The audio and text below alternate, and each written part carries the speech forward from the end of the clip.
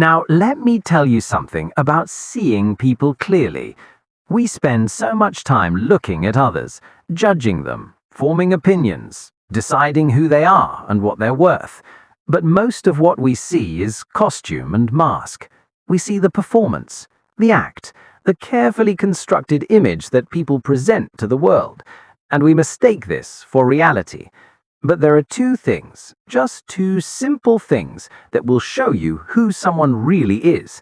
Not what they say they are, not what they hope to be or what they wish you would think of them, but what they actually are underneath all the pretense and posturing. The first thing to watch is how they behave when there's nothing in it for them, when there's no audience to impress, no reward to chase, no advantage to gain. Do they still show up? Do they still care? Do they still act with decency and kindness? Or does the whole performance collapse the moment the spotlight moves away? You see, most people are quite wonderful when it serves their interests. The salesman is charming when he wants your money.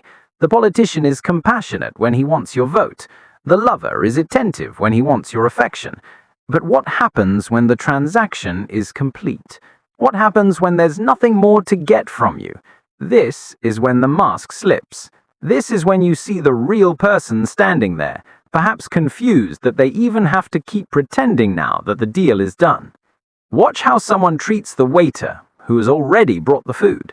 Watch how they speak to the person who has no power over them, who can offer them nothing, who is simply another human being standing before them. I remember watching a man once in a restaurant. He was quite important, or at least he thought he was. Important job, expensive suit, the whole production. And he was dining with someone equally impressive, someone who could advance his career. You should have seen the performance, the smiles, the laughter, the careful attention to every word his companion spoke. He was the very picture of charm and consideration.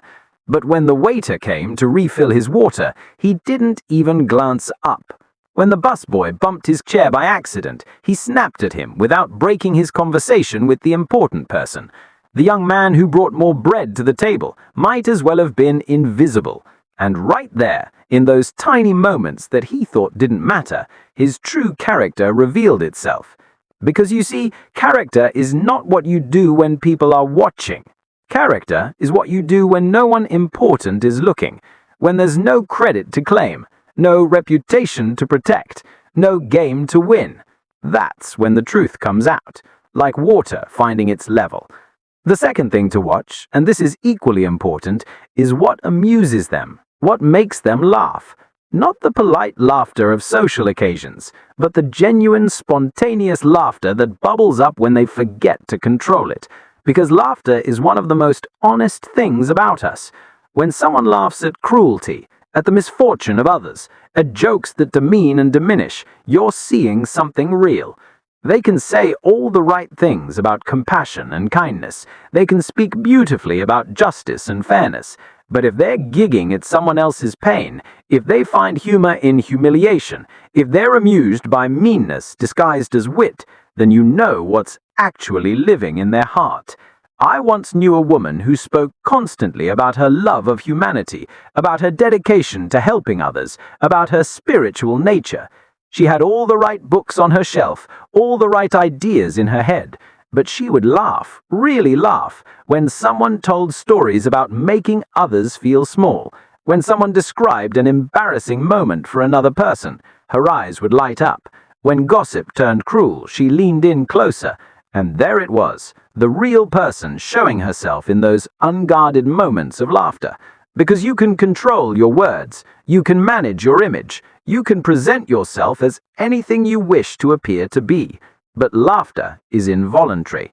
It comes from somewhere deeper than the thinking mind, somewhere more honest than the performing self. Show me what makes a person laugh, and I'll show you what they really value. Show me what they find funny, and I'll show you what they truly believe about the world and the people in it. The person who laughs with genuine joy, at kindness, at absurdity, at the playful innocence of life, they're revealing something beautiful. The person who laughs at suffering, at weakness, at the struggles of others, they're revealing something entirely different. Now, you might say, this seems too simple. Surely understanding someone's character is more complex than watching two things. And yes, humans are complex creatures. We contain multitudes. We contradict ourselves. We're capable of cruelty and compassion, sometimes in the same afternoon. But these two things, how people behave when there's nothing in it for them, and what genuinely amuses them, these cut through all the complexity. They bypass the thinking mind, the strategic self, the image maker. They show you what happens when the controls are off, when the guard is down, when the person simply is rather than tried to be. Think about it this way. Every person you meet is performing a role to some degree. They're playing the part of the successful professional, the devoted friend, the spiritual seeker, the sophisticated person, whatever identity they've constructed. And some of these performances are quite convincing. People can maintain them for years.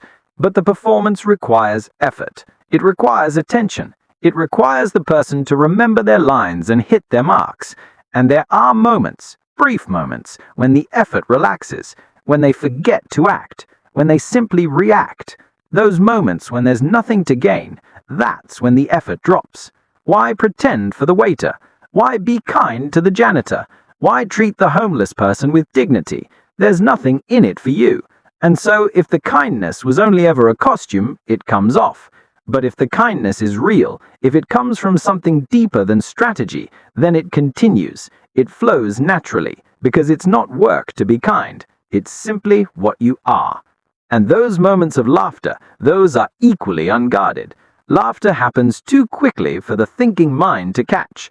It erupts before you can think about how it looks or what it says about you. And so it reveals what's actually there, underneath all the careful construction of image. I'm not talking about occasional slips. Everyone has bad days. Everyone has moments of impatience or thoughtlessness. What I'm pointing to is the pattern, the consistent way someone shows up when they think the moment doesn't count, the habitual response they have to other people's pain or joy. There was a teacher I knew once, years ago, who was famous for his wisdom and compassion. Students would travel distances to learn from him. He spoke beautifully about love and understanding and the interconnectedness of all beings, and for a long time I was quite impressed by him. But then I started to notice small things. The way he would ignore the people who cooked his meals and cleaned his rooms. The way he would dismiss questions from students he considered less intelligent. The way he would laugh, a particular kind of sharp laughter, when someone made a mistake or appeared foolish. And gradually I realized that all his beautiful words were just words. The real man, the one who existed when there was no benefit to being the wise teacher, was someone else entirely.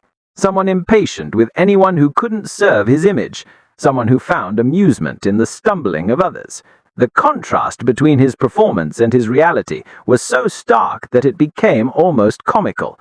Here was a man teaching about compassion while treating the people right in front of him with casual indifference. Here was a man speaking about the illusion of the ego while carefully maintaining his own image as the enlightened master. And the saddest part was not his hypocrisy, though that was sad enough. The saddest part was that he seemed to genuinely believe his own performance. He thought the role he was playing was who he actually was.